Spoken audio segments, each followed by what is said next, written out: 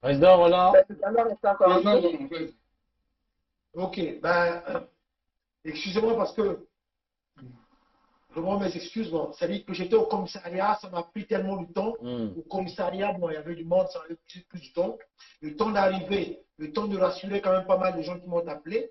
Donc ça m'a pris du temps, il fallait que je mange un tout petit peu. Mhm. Donc voilà, c'est pour ça que j'ai eu un peu de ce retard-là. En tout cas, un grand merci. Merci à vos soutiens. En tout cas, merci. Maman Olga, salut, je suis content de te voir. Ok. Et Dim, Gervais Mhm. et Bernard. Mhm. Bon, voilà. Donc, bon, je crois que comme vous avez déjà eu à débuter pendant un moment, donc mes excuses comme je viens de le dire, Bon, on était je dans le crois que même, nous sommes bien conscients. on était dans le même, Oui, on était dans le même sujet que la dernière fois, la conférence nationale et les divers, notamment nous sommes rentrés dans les divers, reçu pas mal d'appels. Ils ont appelé, tout le monde a appelé. Bon, les gens sont inquiétés par rapport à hier, hein. Donc on s'est dit que tu allais, comme tu as expliqué là, que tu Oui, allais. Donc quand même, il fallait qu'ils te voient vivant. Ils étaient vraiment inquiets. Donc il est là. d'accord. Bon, pour ce qui s'est passé hier, bon, j'ai eu quand même à faire pas mal de vidéos. Mon frère Bernard Pongé aussi en a fait une vidéo. Maman Olga aussi m'avait appelé, j'ai fait un appel de camp. Bon, ce qui s'est passé donc au commissariat, ça s'est bien passé. La plainte est là, tout est là. Donc j'ai pu expliquer à la police, ils sont bien informés. En tout cas, ça va. Je me porte bien, grâce à Dieu, en tout cas, merci. OK. Maintenant, pour aller dans le vif du sujet, déjà, donc la conférence nationale. Et quand on parle des erreurs de la conférence nationale, et voilà, ce que nous vivons actuellement, ça aussi, ça fait partie des erreurs de la conférence nationale. Parce que si le problème était réglé, le problème de santé, je crois qu'on ne serait pas en arrivé à ce stade-là aujourd'hui. Donc, voilà. De la conférence nationale, les actes de la conférence nationale. Alors, quand les mesures avaient été prises pour l'arrestation de M. Sassou Nguesso, ben, comme je l'avais dit une fois, bon nombre de nos anciens, au lieu de pouvoir appliquer ce qui a été, donc ce qui a été acté à la conférence nationale, mais certaines personnes avaient préféré ne pas suivre cette ordonnance-là sortie de la conférence nationale. Aujourd'hui, de la conférence nationale, oui, effectivement, il y a aussi le bon côté de la conférence nationale qu'on peut prendre, qu'on peut récupérer. Mais de là où il y avait eu des failles de la conférence nationale, je crois que c'est de ça aujourd'hui exactement nous devons voir. Mhm. Et parce que le problème, c'est que c'est quoi? Les erreurs de la conférence nationale, c'est ce qui se passe actuellement. Pour éviter que les mêmes erreurs puissent se reproduire encore dans le futur, je crois que c'est de ça qu'effectivement nous devons nous pencher. Parce que ce que nous vivons, c'est que les erreurs de la conférence nationale qui a amené encore ce monsieur à pouvoir faire ce qu'il est en train de faire. Parce qu'aujourd'hui, c'est sûr et certain que nos anciens, ils sont bien nombreux à avoir de regrets. Hein, avoir de regrets pour le fait de ne pas avoir appliqué ces actes qui sont pris de la conférence nationale.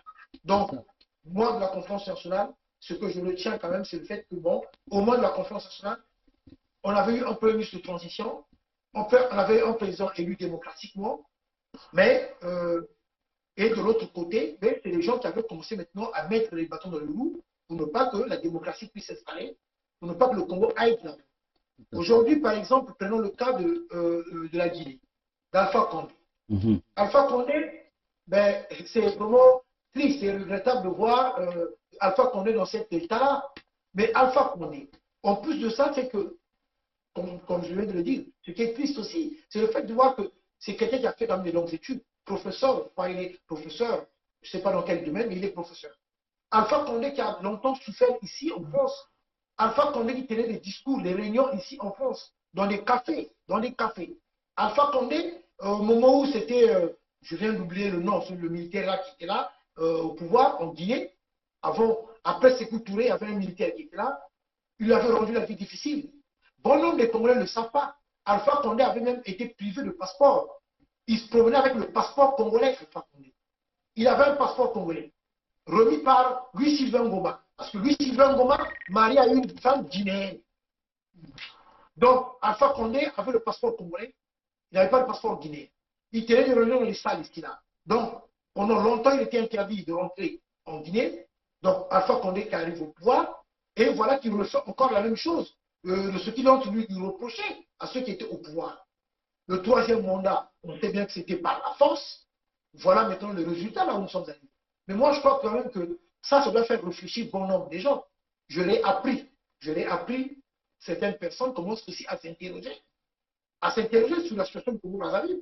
Parce que nous savons bien d'abord que Sassou Nguesso n'a jamais été légitimé par le peuple congolais. Ce n'est pas la force qui a toujours occupé la magistrature suprême. Donc, Alpha Condé aujourd'hui, qui a été arrêté, humilié par l'armée guinéenne, chez nous aussi au Congo-Brazzaville, comme je l'avais dit, si un sergent, un bon militaire qui aime vraiment le Congo et le peuple congolais, pouvait un peu prendre le courage d'aller de l'avant pour affronter ceux qui sont accaparés notre pays. Peut-être par là, on pourrait encore parler de l'unité nationale. Il faut le reconnaître que l'unité nationale n'existe plus au Congo, ce n'est qu'en 20 mots. Donc, eux, quand ils parlent de l'unité nationale, ce n'est pas l'unité nationale, mais c'est l'unité de Oyo. C'est l'unité de Oyo dont on nous parle. Maintenant, nous, aujourd'hui, je ne vois pas pourquoi ça dérange bon nombre de gens. Parce que je n'ai reçu des messages en me disant, mais oui, mais il ne faut pas encourager l'histoire de l'unité du Sud. Mais moi, je ne vois pas pourquoi ça dérange bon nombre de gens quand on parle de l'unité du Sud. On parle de l'unité du Sud. Je ne vois pas là où est le tribalisme. Là où est le mal quand on parle de l'unité du Sud. Le Sud doit être uni. Le Sud doit être uni. Ça, il n'y a rien à dire. Le Sud doit être uni. Aujourd'hui, c'est comme je l'avais dit aussi hier, si les sudistes ont maintenant ce langage-là, parce que c'est par rapport à par rapport. Donc, par rapport, nous sommes arrivés à ce stade-là de dire que non, plus jamais ceci, plus jamais cela. Les gens en ont marre de constater que non, aujourd'hui, par exemple, comme je le dis toujours, haut et fort, la capitale économique qui est Pointe-Noire n'a même pas d'université. Ponton-la-Belle n'est plus l'image à Ponton-la-Belle. Donc aujourd'hui, on prend, donc, on prend la richesse dans le Kouilou pour aller embellir Oyo. Et ça, il y a des gens qui applaudissent. Et pourquoi eux, ils ne dénoncent pas ce genre de choses? Ça, ils ne le dénoncent pas. Mais ils voient mal quand on parle de l'unité du Sud. Il n'y a rien de mal. Le Sud doit être uni. Maintenant, autre chose, s'ils ne sont pas d'accord, donc, puisque l'unité nationale n'existe plus, qu'on vient de plus nous tromper, maintenant, puisqu'ils connaissent l'ennemi, puisqu'ils disent que oui, on connaît notre ennemi, ça ne sert à rien de parler de l'unité du Sud, ça ne sert à rien de la scission, ça ne sert à rien de ça. Puisqu'ils connaissent l'ennemi public numéro 1 contre la famille, donc dans ce cas-là, qu'ils règlent le problème de ce dernier-là, qu'ils dégagent. Et là, on peut peut-être s'asseoir autour d'une table, voir comment on peut vivre ensemble. Parce que pour l'instant, le vivre ensemble n'existe plus. La conférence nationale, il y avait eu des erreurs, et de ces erreurs-là, comme je l'avais dit une fois, Sassou Nguesso arrive à la conférence nationale, il dit devant tout le monde que j'assume. Donc il assume tous ses crimes, il assume. Mais la majorité de la salle était debout pour ovationner Sassou Nguesso. Quelqu'un qui avait reconnu qu'il avait commis des crimes et qui avait dit ouvertement que j'assume. Et comment on pouvait encore l'applaudir? Comment on pouvait encore ovationner ce dernier-là? À la conférence nationale, les gens avaient travaillé. Certes, il y avait eu le bon côté, mais il y avait aussi le mauvais côté de la conférence nationale, les erreurs de la conférence nationale. Donc aujourd'hui, c'est ce que nous sommes en train de payer.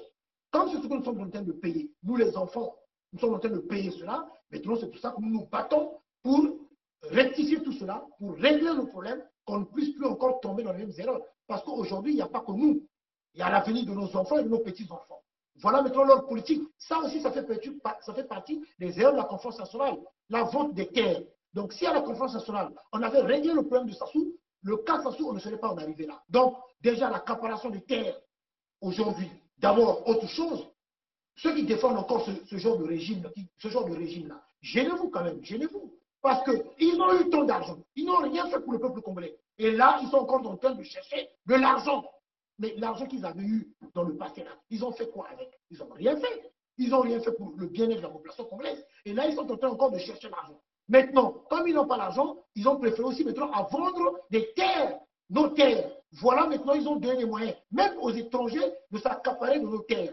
Et c'est toujours dans le sud qu'on va plus vendre des terres dans le sud. Donc, si nous ne faisons pas attention, mais nous allons perdre notre identité parce que c'est le but, c'est leur but exactement, de perdre notre identité. C'est pour cela qu'ils sont en train de vendre nos terres, de prendre nos terres, Pointe-Noire, Brazzaville, tout est à eux, plus rien pour le peuple congolais. Et voilà maintenant, aujourd'hui, j'aurais même appris que du côté de Lubomo, effectivement, de Lubomo, donc là-bas aussi, ben, ils ont vendu des terres. Donc, ils ont vendu des terres aux Sud-Africains, aux Indonésiens, aux Chinois. Déjà que la Chine, comme je l'avais dit, la Chine est devenue une puissance. Maintenant, étant la Chine une puissance, mais comment on va régler ce problème-là un jour? Ça, c'est le problème. Bateau va zoter comme un belé à Boka. Bateau va zoter comme un belé à Boka. La terre est sacrée. La terre est sacrée. Maintenant, regardez maintenant, comme je l'avais dit une fois, les autres pays sont en train de se moquer de nous. Nous sommes devenus la risée des autres pays. La Guinée qui nous montre encore l'exemple, voilà, effectivement, il y a l'armée. L'armée, ils ont déposé Alpha Condé. De l'autre côté, on avait vu quoi dans un autre pays là, ou aussi au Mali. Au Mali aussi pareil. Donc, l'Afrique de l'Ouest nous donne toujours des leçons. Donc, ça veut dire quoi? Nous, en Afrique centrale, donc, on est des idiots. Et là, du coup, ben, finalement, on va dire oui, Congo-Zoba. Et Congo-Zoba, parce que tout simplement, les autres aussi ne sont pas des Africains.